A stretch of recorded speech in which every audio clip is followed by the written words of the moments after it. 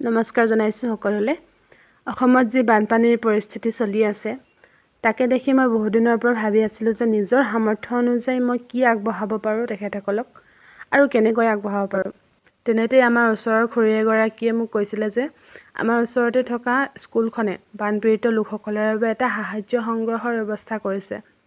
যিজনে যেনেকৈ পাৰে নিজৰ সামৰ্থ্য অনুযায়ী কিবা এটা আগবঢ়াবলৈ কোৱা হৈছিলে আৰু এইটো খবৰ পাই মোৰ মনত যথেষ্ট ভাল লাগিছিলে, কাৰণ যিটো বস্তু ইমান দিনৰ পৰা কৰিবলৈ বিচাৰি আছিলোঁ সেইটো যেনেকৈ হ'লেও এতিয়া সফল হ'ব যেন লাগিছিলে।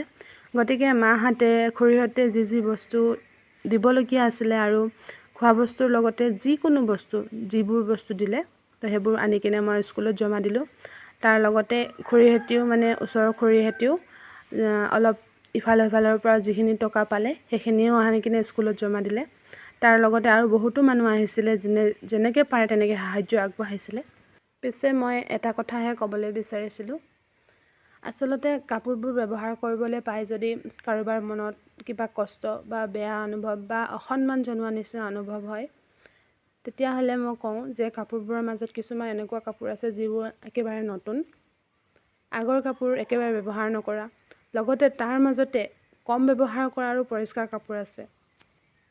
যদি আপোনালোকে এইবোৰ ব্যৱহাৰ কৰিব নিবিচাৰে, মোৰ এই উদ্দেশ্য নহয় যে মই আপোনালোকক সৰু দেখাওঁ বা অসন্মান কৰোঁ। মোৰ একমাত্ৰ উদ্দেশ্য এয়াই যে আপোনালোকে কিবা এটা সঁহাৰি পায় আমাৰ পৰা।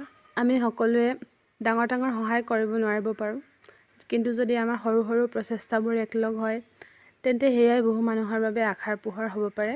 গতিকে কাৰোবাৰ মনত অলপো কষ্ট বা বেয়া অনুভৱ কৰে তেন্তে মই আন্তৰিকভাৱে তেখেতসকলক ক্ষমা বিচাৰিছোঁ আৰু আশা কৰোঁ তেওঁলোকে আমাৰ এই সৰু প্ৰচেষ্টাক আন্তৰিকতাৰে গ্ৰহণ কৰিব। গতিকে বানপীড়িত পৰিয়াললৈ মোৰ আন্তৰিক প্ৰাৰ্থনা, তেওঁলোকৰ জীৱনসমূহ যেন সোনকালে পুনৰ স্বাভাৱিক হৈ উঠে।